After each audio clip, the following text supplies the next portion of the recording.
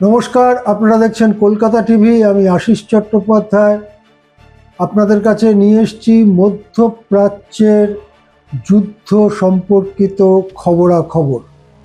আমরা জানি যে হঠাৎই ডোনাল্ড ট্রাম্প আলোচনার রাস্তা ছেড়ে ইরানে সরাসরি ব্যাপক আক্রমণ শুরু করার নির্দেশ দিয়েছিলেন এবং পরপর প্রতিদিন 2 সপ্তাহ ধরে এই হামলা চলেছে। আমেরিকার বিমানবাহী যুদ্ধ জাহাজ থেকে মিসাইল ছোড়া হয়েছে, ড্রোন ছোড়া হয়েছে, যুদ্ধ বিমানগুলোর থেকে একটার পর একটা মিসাইল ছোড়া হয়েছে এবং যে আক্রমণে ইরানের সামরিক ক্ষতি যেমন হয়েছে তেমনি অসামরিক সাধারণ মানুষের বিপুল ক্ষতি হয়েছে বলে শোনা যাচ্ছে।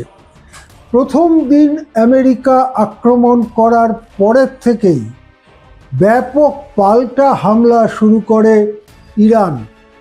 ইরান আমেরিকার যে সমস্ত ঘাঁটি রয়েছে পশ্চিম এশিয়ায় সেই সমস্ত ঘাঁটিগুলোকে লক্ষ্য করে ব্যাপক মিসাইল এবং ড্রোন হামলা শুরু করে। এমনকি ইরানের চারপাশের দরিয়াতে যে মার্কিন যুদ্ধজাহাজ রয়েছে সেই সব যুদ্ধজাহাজকে লক্ষ্য করেও ব্যাপকভাবে মিসাইল এবং ড্রোন হামলা শুরু করে। এই সব ব্যালিস্টিক মিসাইলগুলোকে ঠেকাতে আমেরিকার যে প্রতিরক্ষামূলক মিসাইল, অর্থাৎ যে মিসাইল শত্রু দেশের মিসাইলকে মাঝ আকাশে গিয়ে বিস্ফোরণ ঘটিয়ে আটকে দেবে, সেই রকম মিসাইল প্রয়োগ করতে থাকে।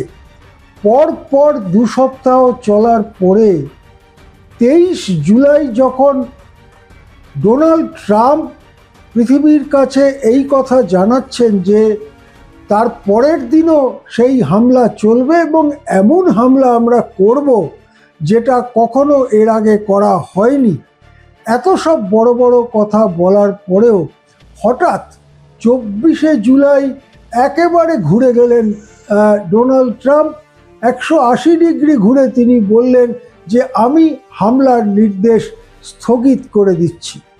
এখন প্রশ্ন হচ্ছে যে কেন হামলার নির্দেশ তিনি স্থগিত করে দিলেন। অ্যাক্সিওস নামে সংবাদ সংস্থা তারা কতগুলো খবর সূত্র মারফত পেয়ে তারা করেছে। আমরা এখানে যা বলছি মূলত অ্যাক্সিওসের খবর বলছি।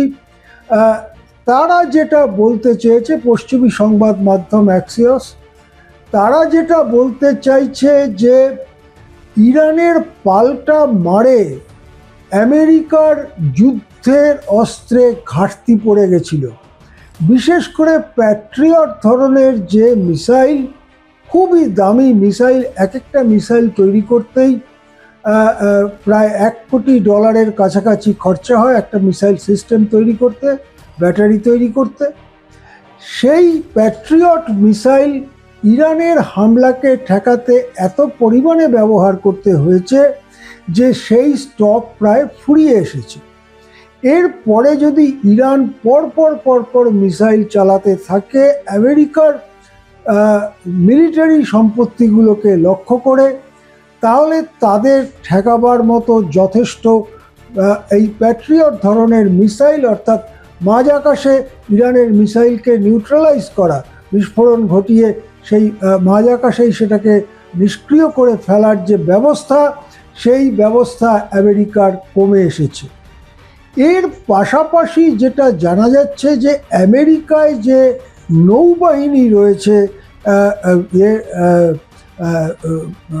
আমেরিকার যে নৌবাহিনী রয়েছে ইরানের দরিয়াতে, সেখানকার নৌসেনার প্রধান অ্যাডমিরাল ব্র্যাড কুপার তিনিও যুদ্ধ থামাবার জন্য খুবই পীড়াপিড়ি করেছেন এবং তিনি পেন্টাগনকে, সোজাসুজি রাষ্ট্রপতিকে এই ব্যাপারে তার মতামত জানিয়েছেন।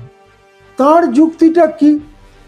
অ্যাক্সিওস যেটা বলছে যে তার যুক্তি হচ্ছে যে আমরা যা হামলা করেছি তাতে ইরানের যা আমাদের টার্গেট ছিল তার 80%ই আমরা নষ্ট করে দিতে পেরেছি, সুতরাং এখন আর হামলা চালিয়ে লাভ নেই।